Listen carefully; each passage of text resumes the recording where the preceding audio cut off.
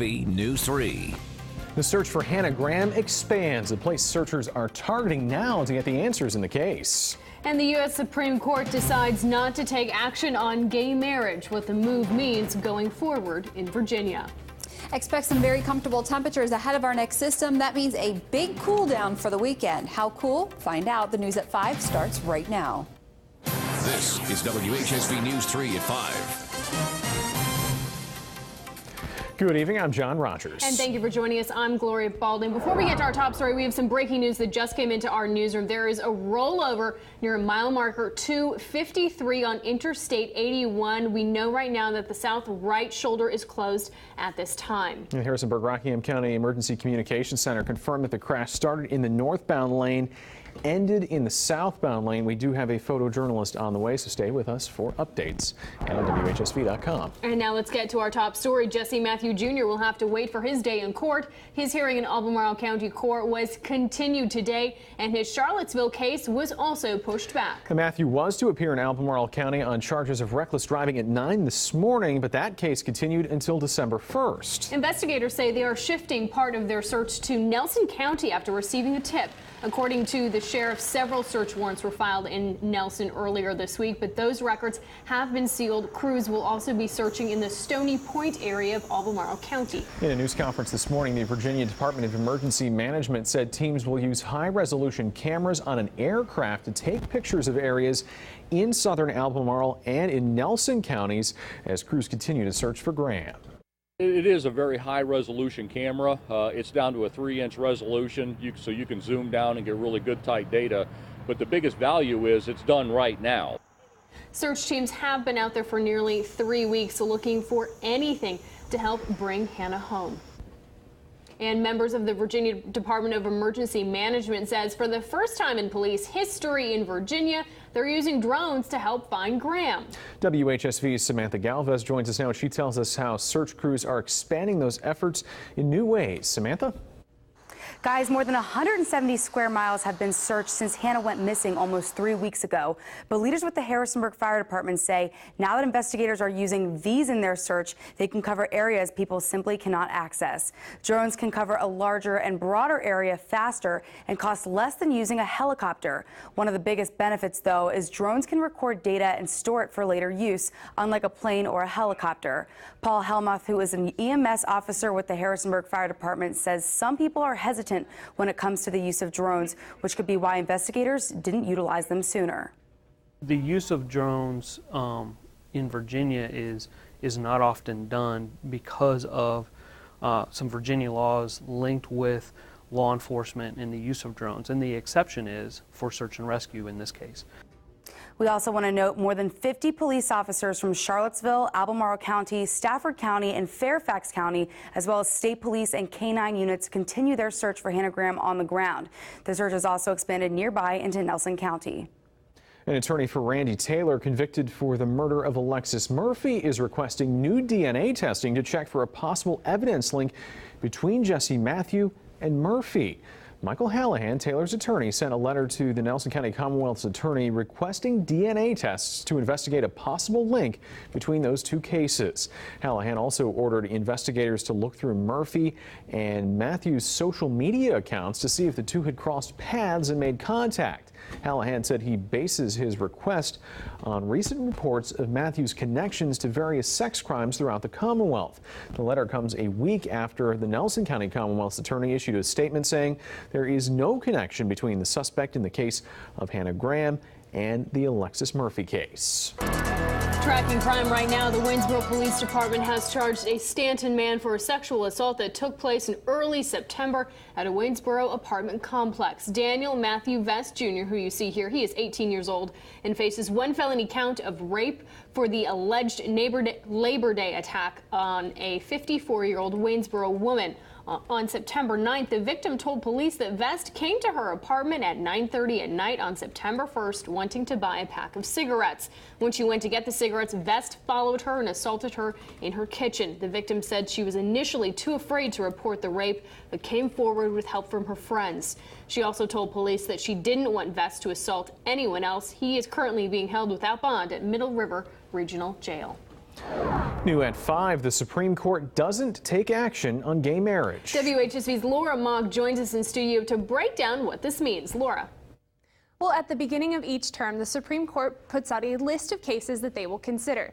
Today, gay marriage is not on that list. The other side of this is that they have not rejected the case, thus leaving it in kind of limbo. Attorney Robert Wilson says this does not mean the accepted cases are seen as more important than the others. He also says that because this issue has so much public interest, there's a good chance the Supreme Court will take on one or more of the gay marriage cases. They still have a significant amount of time in their present term to announce a further decision on hearing more cases. And they're actually going to meet on October 10th to discuss whether to take some new cases. Wilson says another date to pay attention to is Monday, October 6th, when the Supreme Court releases which cases have been denied. In studio, Laura Mock, WHSV.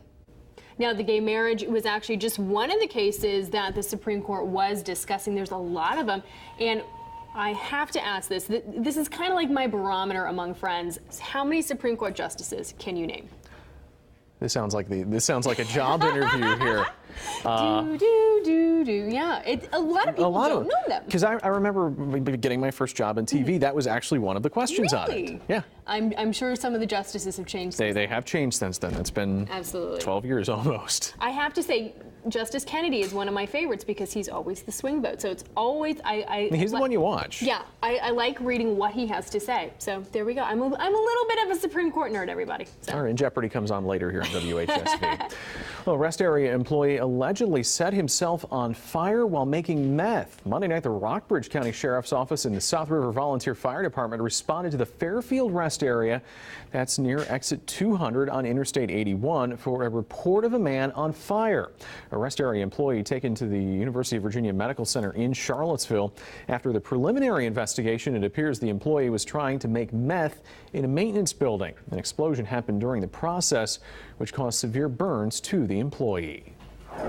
And right now, let's take a look at our forecast with meteorologist Aubrey Rabanowitz. Yeah, how things shaping up tonight? Yeah, really nice afternoon for today, and temperatures tonight pretty comfortable, so beautiful evening to get outside and enjoy. We'll call partly cloudy skies as you head out this evening. Temperatures by 7 o'clock still around 70 degrees, so notice they are cooling a little bit quicker as that sun sets a little earlier in the evening. 65 degrees by 9 and 11 o'clock tonight, down into the lower 60s. We will likely see the development of fog, yes, once again overnight with just enough of a breeze. It should prevent it from becoming too thick in the morning, but certainly something to keep an eye on and allow yourself extra time for tomorrow morning. We'll talk about those cooler temperatures and finally a chance to see some rain. I'll have that coming up in a few more minutes.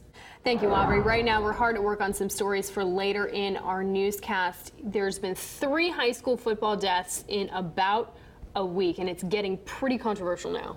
Yeah, and it's always one of those where it's a tough situation because you have death among people who maybe aren't familiar with the grieving process just because they're so young. Exactly, and we've talked a lot about the NFL with concussions and then collegiate last week, and now it's hitting the high school football. So yeah, we'll take a closer look at that coming up new at 5:30. And also having a sensitive bladder, a fact of life for more than 40 million American women. Now, that's 1 in 3 women. We're going to look at what can be done. That's coming up in our one-on-one interview at 5:45. And we're learning new details today about the first Ebola patient diagnosed on U.S. soil. The family of Thomas Eric Duncan has been ordered to stay at home and not have any visitors as Duncan fights for his life in a Dallas hospital. 100 people now being interviewed because they may have had contact with Duncan. That's up from the 12 to 18 people reported yesterday. That group includes at least 5 children. Are you considering not having your kids go to school coming up? Yeah. Why? I'm very worried. I'm trying to see what kind of safety precautions they're taking at the school for me to determine whether or not, my child is going to be able to return today. And it could not be as bad as I think, but I'm just, taking a safe road.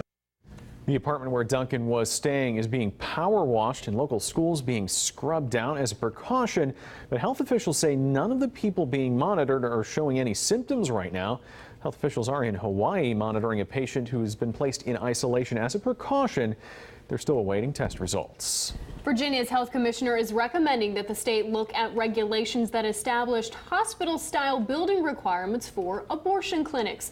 In a letter to Governor Terry McAuliffe, Dr. Marissa Levin recommends that the requirements be reviewed and updated. Opponents of the clinic rules said that they are medically unnecessary and threaten the existence of some of Virginia's 18 abortion clinics. Anti-abortion activists say the standards are needed to correct serious deficient rules governing abortion clinics. And Hong Kong's chief executive says he will send a representative to hold talks with student pro-democracy demonstrators, but CY Leung says he won't step down. ABC's Mohammed Lilla is in Hong Kong with the latest on the democracy protests. I'm standing in downtown Hong Kong right now at the heart of standoff between protesters and police. Take a look at that side of the barricade. Hundreds of police officers on our side of the barricade, thousands of protesters. The protesters' goal is to make it to that building right there. That is the office of Hong Kong's leader. The protesters say they will not leave until Hong Kong's leader resigns and Beijing gives Hong Kong residents the right to elect their own leader. Now, that leader has already said that he will not step down. And of course, we know this has been called the umbrella protest because protesters have been using umbrellas to deflect tear gas canisters. Well, if you look at these police over here, they have riot shields and they have helmets. So the real concern here is that there could be more tear gas on the way. Mohammed Lilla reporting from Hong Kong for ABC News. U.S. Senator Tim Kaine is arguing for federal recognition of Virginia's Indian tribes. The Virginia Democrat is appealing to the Bureau of Indian Affairs regarding the federal acknowledgement of American Indian tribes. He's encouraging the Bureau to adopt greater flexibility in its recognition process to overcome the barriers Virginia's tribes have confronted. One hurdle is that many of the tribes' records were held in courthouses that were burned during the Civil War. Several arrests in an animal cruelty case. How police caught up with the teens accused of killing hundreds of chickens. And up next, change at the Secret Service. The man now in charge after this woman, the previous director, resigned in the wake of a security breach at the White House. And here's your planning forecast for Waynesboro.